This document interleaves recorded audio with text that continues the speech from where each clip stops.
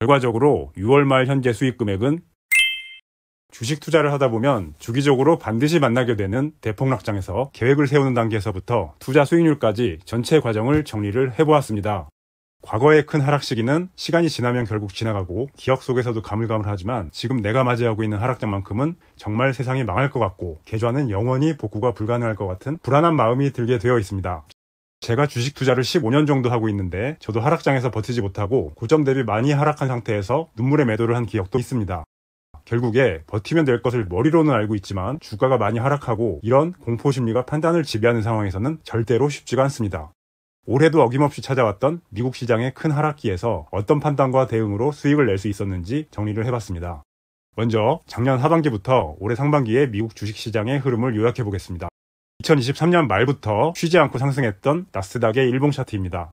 미국 주식시장은 2024년부터 이미 버블, 과매수, 이제 끝물이라는 얘기들이 많이 있었지만 AI 기술을 앞세운 미래에 대한 기대감과 빅테크 기업들의 적극적인 캐펙스 투자, 테크 기업들의 실적이 시장의 기대에 부응해주면서 전문가들이 얘기하는 적정 수준의 밸류에이션을 넘어서 꾸역꾸역 우상향하던 상황이었습니다.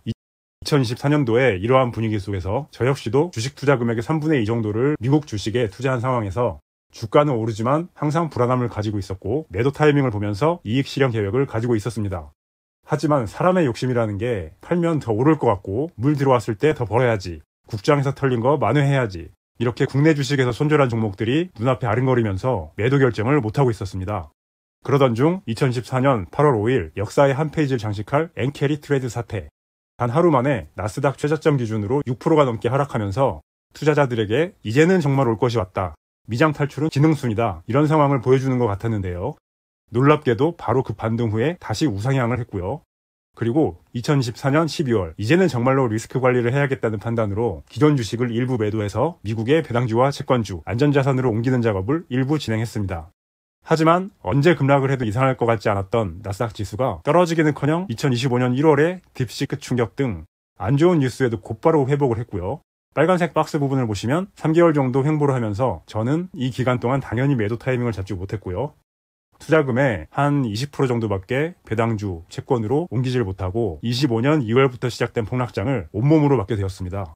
24년 11월 트럼프 대통령의 취임 후에도 어느 정도 버티던 지수가 미국 행정부의 관세 정책 변화로 인한 기업 실적 악화 우려, 물가 상승으로 인한 인플레이션 우려 등으로 글로벌 주식시장의 수급과 투자 심리가 급격히 안 좋아지면서 25년 2월부터 급락이 시작이 된 것입니다. 거기에다가 연준의 금리 인하에 따른 미온적인 태도와 나스닥의 상승 요인이었던 AI 산업에 대해서 이미 주가에 과도하게 반영이 됐다는 우려와 테크 기업들의 과잉 투자 리스크까지 부각이 되면서 큰 하락기를 맞이하게 됩니다.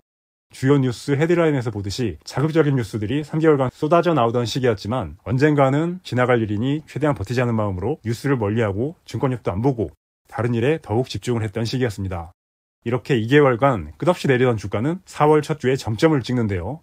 한 주간의 히트맵을 보시면 M7 테크 기업을 비롯한 시가총액 상위의 대부분 기업이 주간 단위로 최악의 하락을 보였고 엔비디아 한 주에 마이너스 14%, Fear and Greed 지수, 공포와 탐욕 지수가 3, 익스트림 피어로 해석을 하면 엄청 무섭다, 이 정도가 되는 것 같네요. 이 지수는 옵션 시장의 방향성이나 S&P 500의 모멘텀, 신고가 신저가 비율 등 7가지 데이터를 종합해서 시장의 투자 심리를 보여주는 인덱스라고 합니다. 코로나 때도 이게 한 7에서 8 정도였고 3이라는 숫자는 미국 주식시장에 참여한 이후에 본 기억이 없는 엄청난 수치였습니다. 많은 분들이 비슷한 경험을 하셨겠지만 100% 이상이던 수익률이 20에서 30%, 최근에 산 종목은 순식간에 마이너스로 전환이 되는 공포스러운 상황이었습니다. 안전자산으로 전환하지 못한 80% 정도의 주식은 이미 대응 자체가 불가능했고 존버 외에는 방법이 없었던 상황에서 4월 7일에 최저점을 찍은 이후 4월 9일부터 일부 관세 유예 소식, 미국 대형은행의 양호한 실적, 투자 심리를 진정시켜주는 연준의 커멘트 등으로 다시 반등을 하게 되었습니다. 지금까지는 2025년 큰 하락과 상승을 보여줬던 상황에 대해서 말씀을 드렸고 이제 이 최악의 시기에 어떤 투자를 진행했고 그 결과는 어땠는지에 대해서 정리를 해보았습니다. 저는 장기적으로 배당을 받기 위해서 국내와 미국의 배당주 계좌를 운영을 하고 있는데요. 이건 몇 달에 한 번 체크를 하는 정도이고 거의 신경을 쓰지 않는 계좌입니다. 주요 종목은 바로 전에 수익 인증 영상에서 보여드렸던 서울보증보험을 포함한 많은 분들이 가지고 계시는 배당주였고요. 대부분 2020년에서 21년에 사서 거의 손을 안 대던 계좌였고 코카콜라를 제외하고는 큰 변동은 없는 상황이었습니다. 지난 상승장에서 큰 상승은 없었지만 이런 하락장에서도 방어를 잘 해주는 안정적인 종목들이었고, 매수 타이밍을 잘 맞추면 괜찮은 배당 수익도 올릴 수 있을 것이라는 판단을 당시에 했었습니다. 미국 주식이 폭락을 맞이한 시점이었지만 언젠가는 다시 반등할 가능성도 있는 상황에서 덜 하락한 배당주를 팔고 가격이 엄청나게 낮아진 주식을 매수해보면 어떨까, 항상 머리로만 생각해오고 실행에는 옮기지 못했던 새로운 방법의 투자를 해보기로 했습니다. 투자 심리가 최악이고 S&P 지수가 마이너스 20%인 그 상황에서도 이제 하락 시작이다, 반토막까지 간다는 의견이 많은 상황에서 쉽게 결정할 문제는 아니었습니다. 결국 제 나름대로 신중하게 검토해서 투자를 해보기로 했는데, 투자 결정, 섹터, 종목 선정, 대응 계획, 엑시트 계획 등의 내용을 이어서 말씀드리겠습니다. 1번은 투자 여부입니다. 미국 시장이 다시 급격히 반등하고 전고점을 회복할 수 있을까? 지금 주식을 사는 게 맞을까에 대한 것이었는데요. 아래 3가지 정도를 이유로 매수를 해보기로 결정을 했습니다. 첫 번째, 미국 지수는 반드시 고점을 회복한다. 나스닥이 1971년도에 설립된 이후 54년간 오일 쇼크, 닷컴 버블, 9.11 테러, 리먼 사태 같은 지금 상황과는 비교도 할 수 없는 최악의 시기가 있었지만 반등의 기간과 속도의 차이가 있었을 뿐 신고가에 다시 도달하지 못한 적은 한 번도 없었습니다. 그렇다면 이번 하락장에서 과거의 폭락장에서는 찾아볼 수 없었던 엄청나게 심각하고 특별한 악재가 있고 반등하지 못할 가능성이 있을까라는 물음에 대해 그 정도는 아니라는 판단이었습니다. 두 번째는 최근 하락장에서의 회복 트렌드. 이건 최근에 보여지는 현상인데요.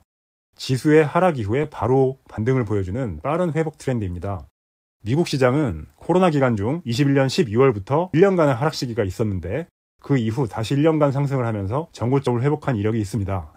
하지만 그 이후로 발생한 급격한 하락장에서는 짧은 기간 동안 높은 상승률을 보이면서 회복하는 그런 경향이 있었습니다. 예를 들면 24년 8월 엔캐리 트레이드 때도 그랬었고요. 그 이후에 몇 번의 하락에서도 바로 반등을 해주었습니다. 이게 코로나 때부터 발생한 엄청난 유동성 때문인지, 전 세계의 개인 투자자들이 유입되면서 글로벌 수급이 변화했기 때문인지 다른 요인이 있는 건지는 모르겠지만 이번 폭락장에서도 급격히 반등할 가능성도 고려를 했습니다. 세 번째, 하락장에서 수익을 냈던 과거의 개인적인 경험. 보통 이런 하락장에서는 전체 투자금이 다 물려서 추미할 돈이 없었지만 하락장에서 우연히 돈이 생겼던 적이 있었습니다. 하필이면 그때 빌려준 돈을 받았다든지 예적금이 만기가 됐다든지 성과급이 조금 들어와서 큰 돈은 아니었지만 하락기에 했던 투자로 손실을 본 기억은 없었던 것 같습니다. 이러한 경험들이 투자를 결정하는 데 도움이 됐었고, 최고점에서 무지성 투자보다 폭락했을 때 신중한 투자가 낫다는 판단도 하게 되었습니다. 2번, 섹터 종목 선정. 뭘 사야 하나 하는 문제였는데요. 첫 번째 고려사항은 대외적인 악재로 과도하게 하락한 섹터입니다. 트럼프 행정부의 관세 정책 같은 대외적인 리스크 혹은 이벤트성 악재의 영향으로 떨어지긴 했지만 펀더멘털 자체에 문제가 없는 기업이나 섹터 위주로 검토를 했었고, 변동성이 엄청 큰 시장에서 종목별 변동성까지 대응하는 건 너무 어려울 것 같은 판단이어서 ETF 위주로 서칭을 해봤습니다. 그리고 나스닥, S&P 지수 대비 하락폭이 큰 섹터. 다시 말하면 주가 하락의 원인이 된 악재가 개선될 경우에 반등 가능성과 상승 여력이 큰 섹터였습니다. 미국 시장에 엄청나게 많은 ETF가 상장이 되어 있는데요. 각 산업별로 구성된 ETF들이나 스파이, VOO 같은 S&P 추정 ETF, QQQ, 기술주 위주죠. 중소형주 위주의 러셀 2000 ETF 등을 검토해본 결과 필라델피아 반도체 지수, SOX 관련 ETF가 적합하지 않을까 판단을 했습니다. SOX는 미국 필라델피아 증권거래소가 93년 12월부터 발표해온 반도체 섹터의 대표 지수고요. 시가총액 상위 30개 반도체 기업으로 구성되어 있는데 고성능 GPU, 데이터 센터용 HBM 칩 관련 기업의 비중이 가장 크고 DDR4 같은 레거시 반도체, DDR5 같은 메인스트림 DM 관련 기업도 포함이 되어 있습니다. 그러면 제가 설정한 조건 중 하나인 나스닥, S&P 대비 SOX의 상승 혹은 하락폭이 어느 정도인지 비교를 해봤습니다. 두 개의 차트 중 위에 있는 파란색 선이 S&P 차트이고 빨간색이 SOX 지수입니다. S&P가 올해 첫 거래일 대비 15.9%, 최고점 대비 21.4% 하락했던 것에 비해서 필라델피아 반도체 지수, SOX는 각각 35.9, 48.0% 하락하면서 2배 이상의 하락률을 보여주었습니다. 그렇다면 SOX의 이런 큰 하락의 원인이 무엇인지, 반도체 섹터에만 해당되는 심각한 악재가 있지는 않을지도 확인을 해보았습니다. SOX의 하락 원인은 기본적으로 미중 관세 협상과 무역 갈등인데 이건 다른 지수 및 섹터에 공통적으로 적용이 되는 리스크로 판단을 했습니다. 그리고 두 번째는 AI에 대한 지나친 낙관론과 버블 우려입니다. 이건 AI 산업의 미래, 그리고 반도체 기업의 성장 가능성에 대한 개인적인 판단이 필요한 부분인데 저는 AI 기술의 활용 가능성, 성장성, 수익성에 대해 긍정적인 뷰를 가지고 있었고 고성능 GPU나 데이터 센터 뿐만 아니라 자율주행, AI 머신러닝에 이르기까지 미국 반도체 기업들의 비중이 절대적이라고 생각을 했습니다. 세 번째, 과도한 하락 원인 중 하나는 지수 자체의 특성이라고 할 수 있는 높은 변동성입니다. 역사적으로 SOX는 S&P 대비 상대적으로 큰 상승과 하락을 반복해왔는데 이러한 폭락 시기도 훨씬 큰 폭으로 하락을 했고, 그렇다면 그 변동성을 이용해서 수익을 내는 것이 가능할 수도 있겠다는 판단을 했습니다. 결론적으로 반도체 섹터나 기업의 변함없는 펀더멘털에 근거해서 반도체 산업의 미래에 대한 긍정적인 관점을 가지고 SOX의 변동성을 이용해서 수익률을 극대화하려는 방향을 설정을 했습니다. 투자 상품은 국내에 상장되어 있는 타이거 ETF와 레버리지 ETF, 그리고 미국에 상장되어 있는 SOXX와 여러분들이 엄청 좋아하시는 3배 ETF인 속슬 SOXL 정도로 추려봤습니다. 이 중에서 저는 국내 상장된 두 종류의 ETF에 투자하는 것으로 결정을 했습니다. 이유는 해외 ETF 투자를 했을 경우에 밤새도록 실시간 변동성에 대응이 어렵다는 것이 가장 컸었고, 3배 ETF 속슬 같은 경우는 지수와 반도체 섹터가 완전히 살아나서 계속 우상향하겠다는 확신이 생겼을 때 초단기간 투자하는 것으로 계획만 세워놓고 첫 매수 시에는 제외하기로 했습니다. 그리고 필라델피아 반도체 지수의 차트를 근거로 투자 결정을 한 것인데, 제가 선택한 타이거 ETF가 이 지수의 흐름과 일치하는지 확인을 해봤는데요. 이렇게 큰 괴리 없이 거의 동일한 흐름을 보이고 있었기 때문에 타이거 ETF로 최종 선택을 하였습니다. 마지막으로 가장 중요하다고 생각했던 대응 계획. 어떤 타이밍에 어떻게 매수를 하고 매도를 할 것인가 입니다. 이건 주가의 변화를 예측하는 게 거의 불가능한 영역이고, 진입 시점에 따라서 수익률, 손실률에 엄청난 차이가 있기 때문에 굉장히 어려운 부분이었습니다. 그래서 첫 진입 시점에 대해서는 보수적으로 조건을 설정을 하고, 시장의 상황이 그 조건 안에 들어오면 매수를 하고 아니면 매수를 하지 않는다는 기본 원칙을 세웠습니다. 투자금은 앞에서 말씀드린 국내 해외 배당주의 매도 대금 약 1억 원이고 2천만 원씩 5회 정도 분할 매수 계획을 세웠습니다. 상단의 그래프는 제가 투자 검토를 했던 25년 3월 시점을 박스로 표시를 했고요. 그 이후의 주가 변화는 알 수 없는 상태에서 진행을 했기 때문에 4월부터는 블라인드로 처리를 했습니다. 주식이 폭락하는 시기에도 매일 내리는 것이 아니라 몇 번씩 반등을 주면서 흘러내리게 되어 있습니다. 그래서 이 구간은 아주 조심을 해야 하고, 조금 높은 가격에 사더라도 최저점을 찍고 10%에서 15% 정도 확실히 반등하는 타이밍에 전체 금액의 20% 정도만 매수를 한다.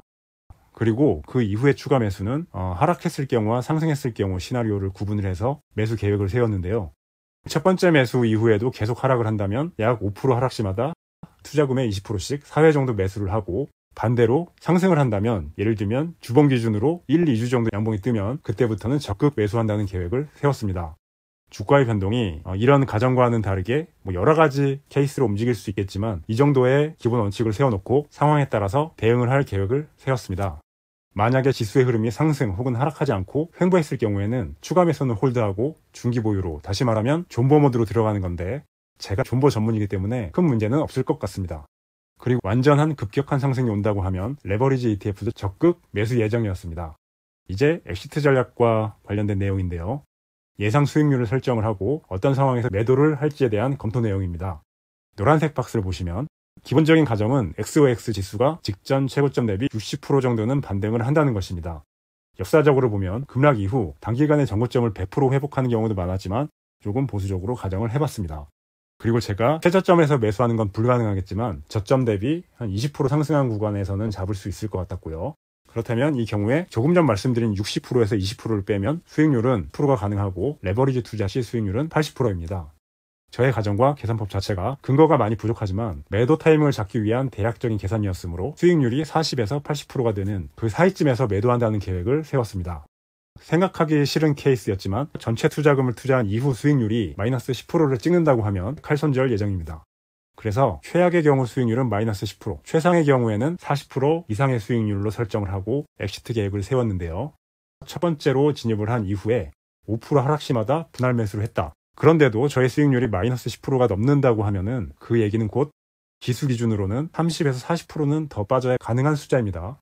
느낌적으로 그런 상황까지는 안 오지 않을까 하는 생각이 있었기 때문에 최소 큰 손해는 안 볼 것 같다는 판단으로 매수를 진행을 했고요. 실제 대응은 어떻게 진행되었는지 이어서 말씀을 드리겠습니다.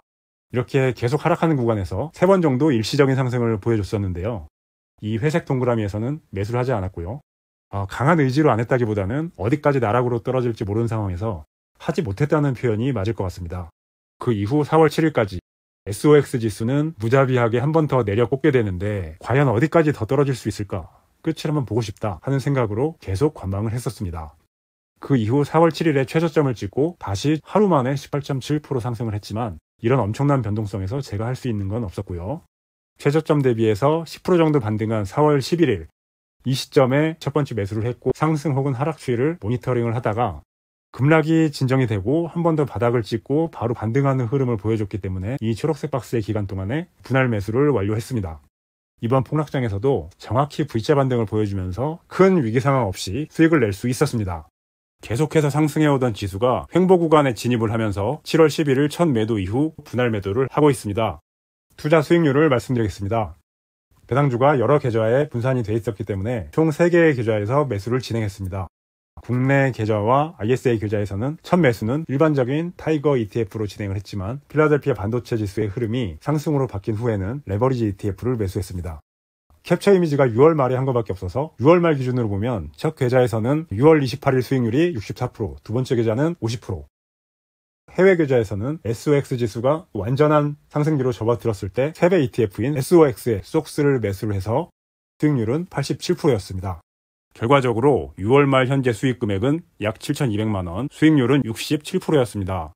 그 이후 현재까지 20% 정도 추가 상승을 해줬기 때문에 보시는 화면은 최소 수익 금액으로 봐주시면 될 것 같습니다.